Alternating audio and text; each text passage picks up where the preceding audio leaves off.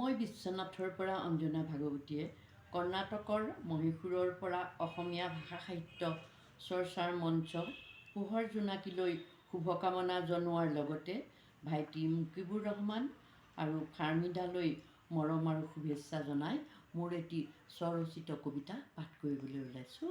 কবিতাটোৰ শিৰোনাম হালধীয়া সুবাস। হালধীয়া সুবাস। বন্ধু, তুমি আহিবা বুলি শীতৰ কুঁৱলীখনা পুৱাতে উঠি ৰৈ আছোঁ। বন্ধু, তুমি আহিবা বুলি শীতৰ কুঁৱলীখনা পুৱাতে উঠি ৰৈ আছোঁ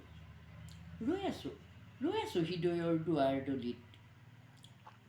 তুমি আহিলে আজি সোণপৰা দুপৰটো তোমাৰ সৈতেই কটাম। নৈপৰীয়া আমাৰ এখন সৰু গাঁও। আমি যাম তাহানিৰ চিনাকি ঘাটটোৰ কাষলৈ। আমি যাম তাহানিৰ চিনাকি ঘাটটোৰ কাষলৈ। নৈবলুকাত সজোৱা আছে এখন হৃদয়ৰ নাও। তাত বহি আমি গুণগুণাম এটি পুৰণা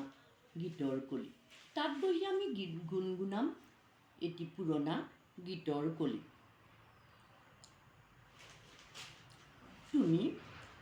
তুমি নৈখনক সুধিবলৈ নাপাহৰিবা নৈখনৰ কুশল বতৰাৰ কথা।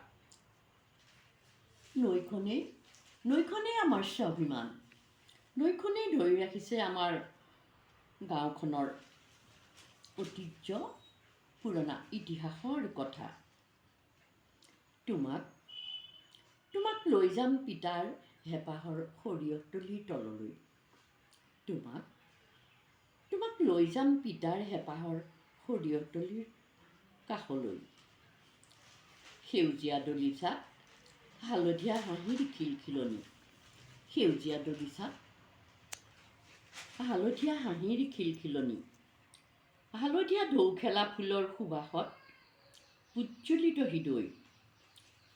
দুহাত মেলি সপোনে গজালি মেলিব নতুন দিনৰ কাকলিত। দুহাত মেলি সপোনে গজালি মেলিব নতুন দিনৰ কাকলিত। সকলোলৈকে পুনৰ ধন্যবাদ জনাই সামৰিছোঁ।